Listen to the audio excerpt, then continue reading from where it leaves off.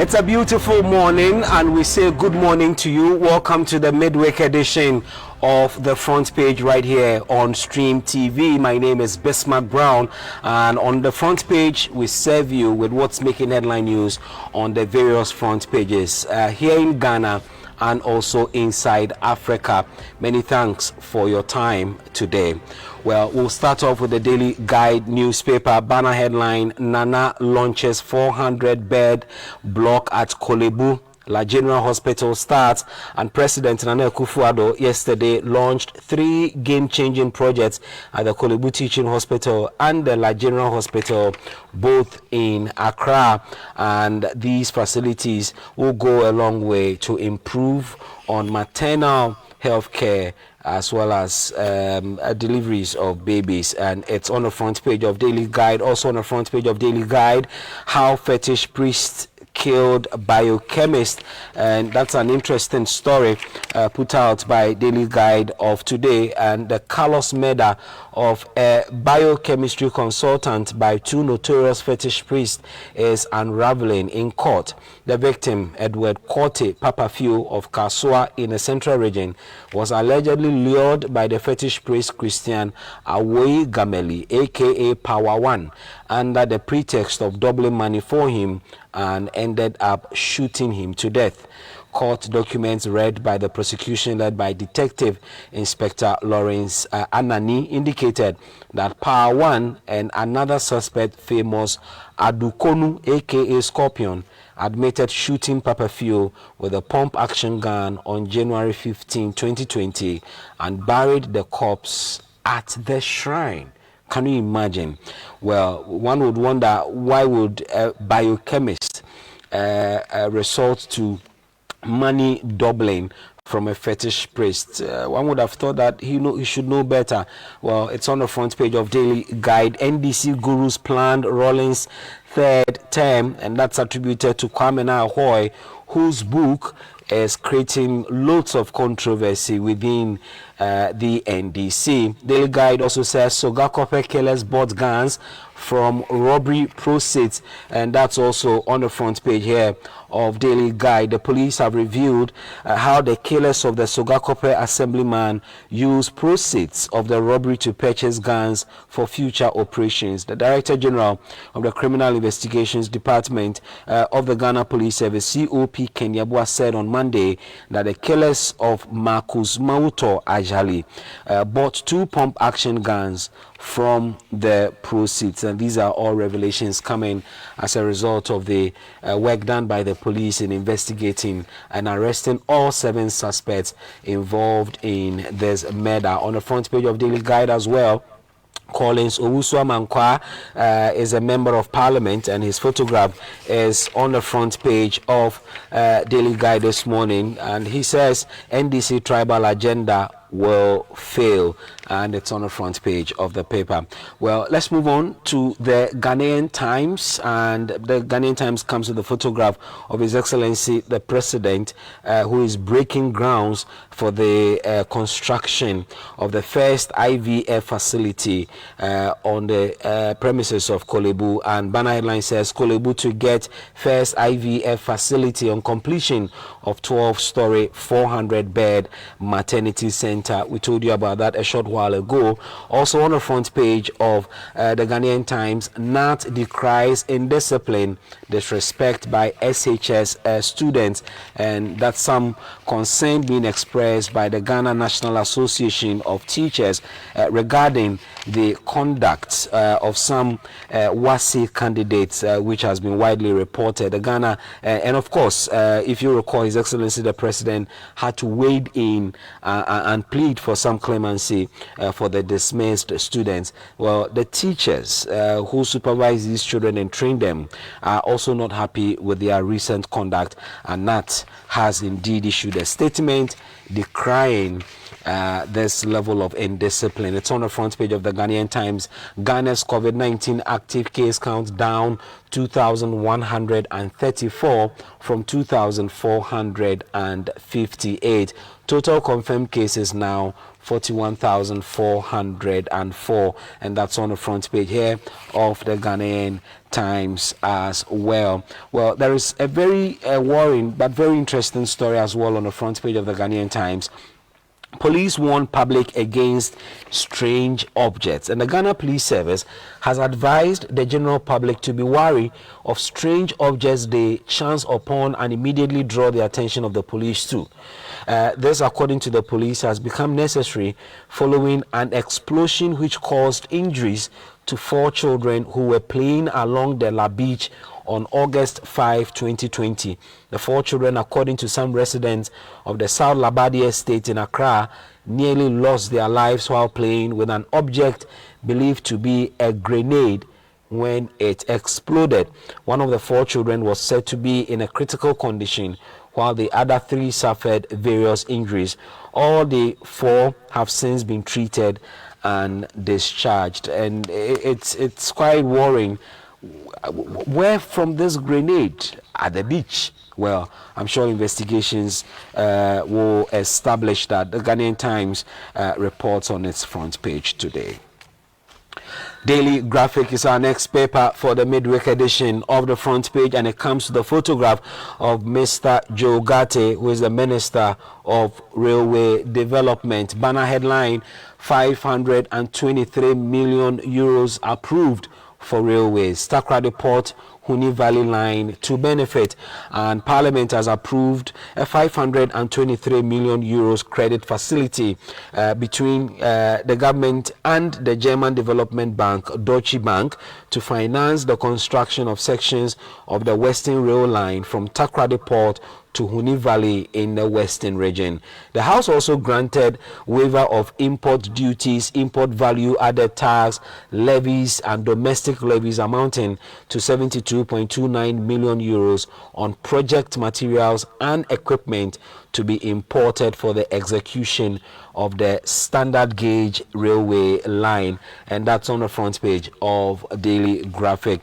Also on the front page of Daily Graphic, teachers to receive 1,200 Ghana cedis yearly professional allowance, and I'm sure teachers will be quite happy by this one. And the government is introducing a professional teacher allowance, they call it PTA, of 1,200 Ghana cedis per year for professional teachers and 600 Ghana cedis per year for non-professional teachers to deepen their commitment and spur professional growth. And this was announced by the Minister of Education, Dr.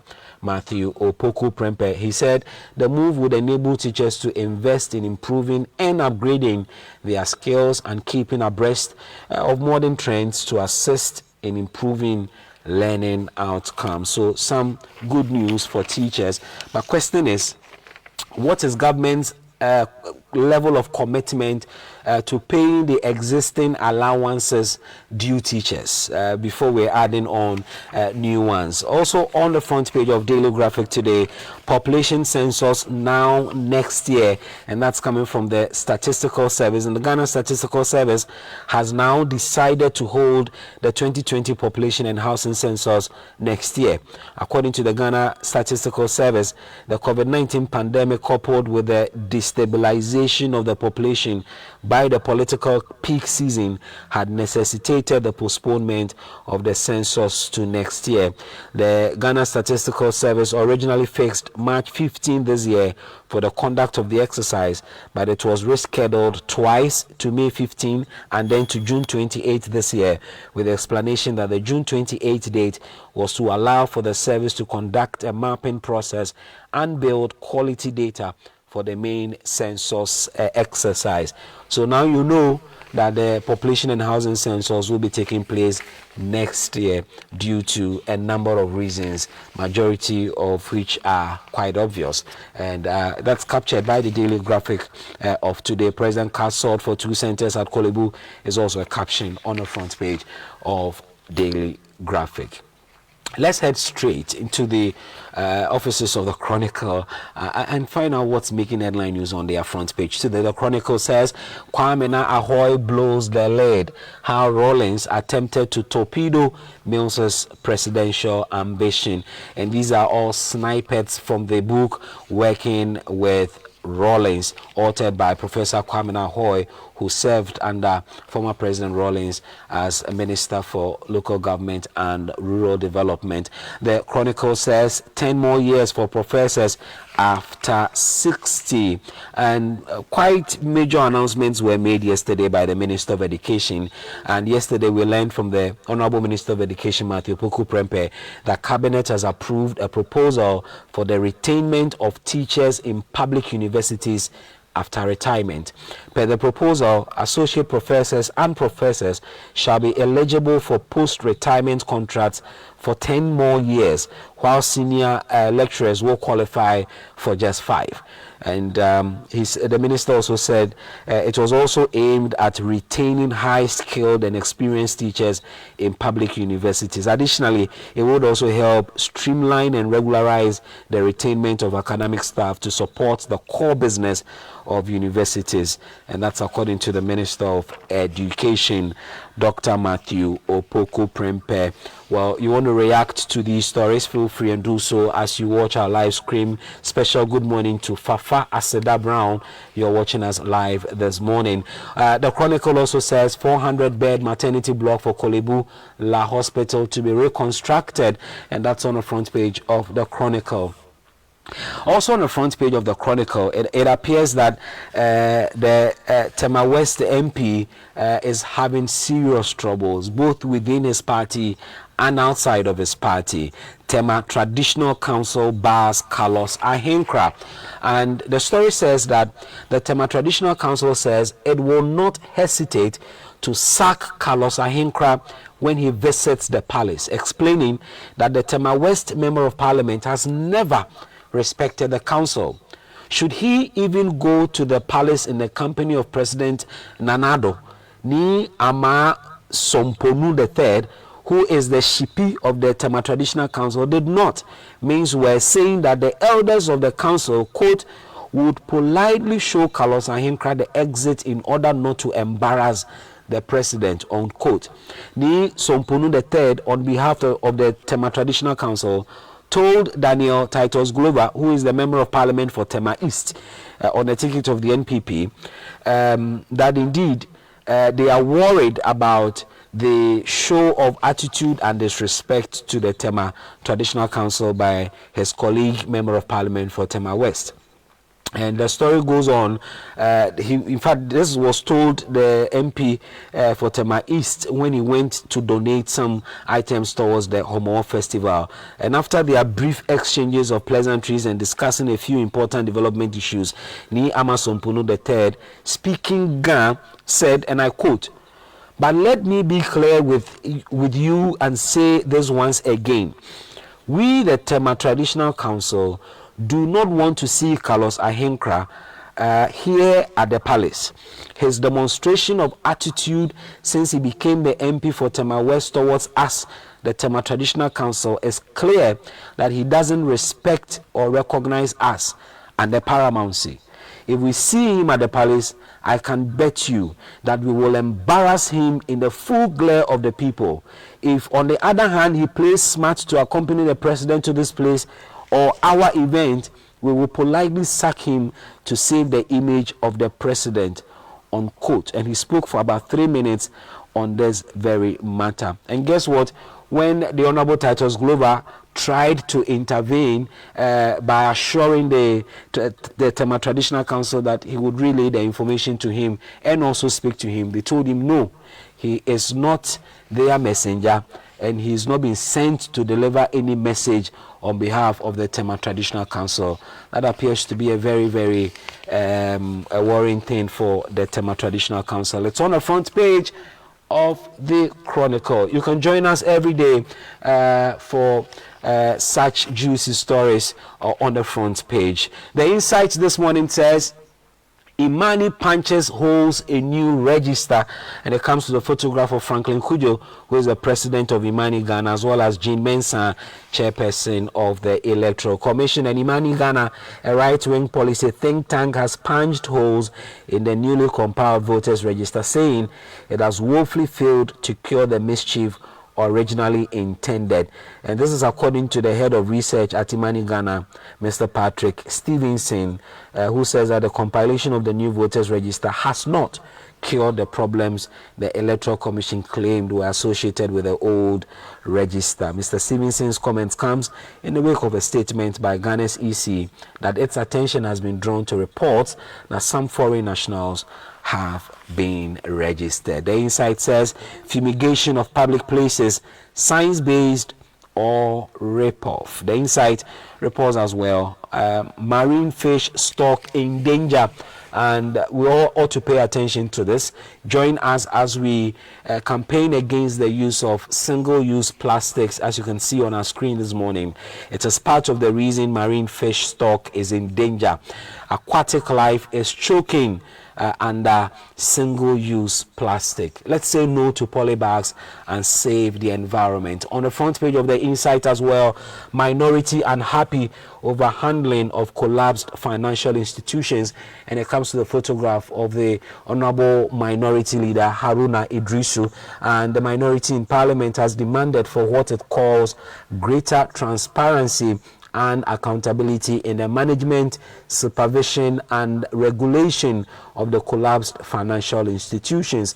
According to the caucus, the processes surrounding the banking sector cleanup, which involved 9 universal banks and dozens of other financial institutions, has been shrouded in opacity and secrecy. It's on the front page of the Insight. The Ghanaian Publisher is our next paper. 251 million euros Accra health projects begin.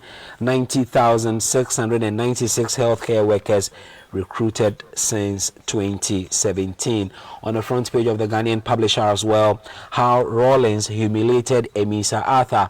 Ahoy reveals chilling 2000 Tamale campaign episode, and these are all fallouts from the book Working with RAWLINGS. The Ghanaian Publisher says Nana Jane's performance was so poor, and that's coming from the Education Minister Matthew Opoku Prempeh, and it's all captured by the Ghanaian Publisher. Police grabs Sogakope Assemblyman killers is also on the front page of the paper. We'll be glad to hear from you as you comment on these stories. The Inquisitor this morning says coming events, violence shape of election 2020, voter registration used as super mock, and the Inquisitor observes the incidents of violence during the just ended voter registration exercise across the country, and posits that indeed these are telltale signs we all ought to look out for in terms of the upcoming election itself in relation to violence. And it appears that this was more like a dress rehearsal towards the 2020 election. The Inquisitor also says education sector has been transformed, Minister tells Parliament. And that's on the front page of the paper. Well, hashtag change is coming. Adenta craves for Ramadan, and it comes with a photograph of Muhammad Adamu Ramadan, who is a candidate of the NDC in that constituency. Let's move on to the Punch newspaper. Daring to be different, it says. Banner headline: NDC will probe 1.5 billion stolen ECG cash by PDS, and this was made known by the communications officer of the NDC in a press conference yesterday. The Punch also says Alfred Obin escapes Nananum campaign ban, and on the front page of the paper, Mrs. Susan Akomia, as well as the Honorable Simon Osei and the Ashanti Regional Minister are on the front page of the Punch, as Asante Achim Central Municipal committed to spreading development is a caption on the front page of the Punch. The Informer says Church Street cabal damages Mahama campaign and pursues Agenda 24. The paper runs an analysis of what it believes to be a strategy to, as it were, discredit the campaign of John Dramani Mahama, and it refers to an attempt by a group it calls Church Street Cabal, and the paper says that it is led by the Ahoy clique within the NDC, and their strategy is to ensure that John Mahama loses the 2020 elections so that it paves way for one of the Ahoy brothers to contest for the NDC. And that is why, according to the paper's analysis, this book, Working with Rawlings, is coming at this time to pour water on the campaign of John Dramani Mahama, ostensibly to pave way for one of the Ahoys. And that's according to the Informer. Also on the front page of the Informer, voter warns Kwesi Pratt, stay off Rawlings or face our wrath. On the front page of the Informer as well, Mahama OK's registration exercise, and that's all captured by the Informer. The Daily Statesman says Mahama's scam debts cleared. DKM customers, others receive their money. On the front page of the paper as well, infrastructure boost for Korle, 4,000 bed maternity block, 101 bed urology center projects begin. The Daily Dispatch is our very last paper for headlines from Ghana. And the Daily Dispatch says, which political party will benefit most from skirt and blouse voting? It's a question, but it comes with an analysis of the chances of these political parties into the 2020 elections. That's on the front page here of the Daily Dispatch. Now let's head straight into Africa and find out what's happening on the continent. Let's go to Africa's most populous nation, Nigeria. And Nigeria is set to impose visa restrictions on U.S. citizens as well as others, and that's coming from their immigration service boss. And he's the Comptroller General of Immigration in Nigeria, Mohammed Bandede, and I quote him, I can tell you that the U.S. is a country. It is a nation like Nigeria. They have the right to restrict who will enter their territory or not, just like we can restrict U.S. citizens or whomsoever from entering Nigeria. So they have the right, but I want people to know that visa restriction is not a visa ban. It is a ban for people who want to take residency, not people who want to go for short visits. You are aware that President Muhammadu Buhari just launched a new visa policy for Nigeria. The visa policy has 79 classes of visa. So we will be in a position to say to countries, if you allow us for short visits, we will allow you for short visits.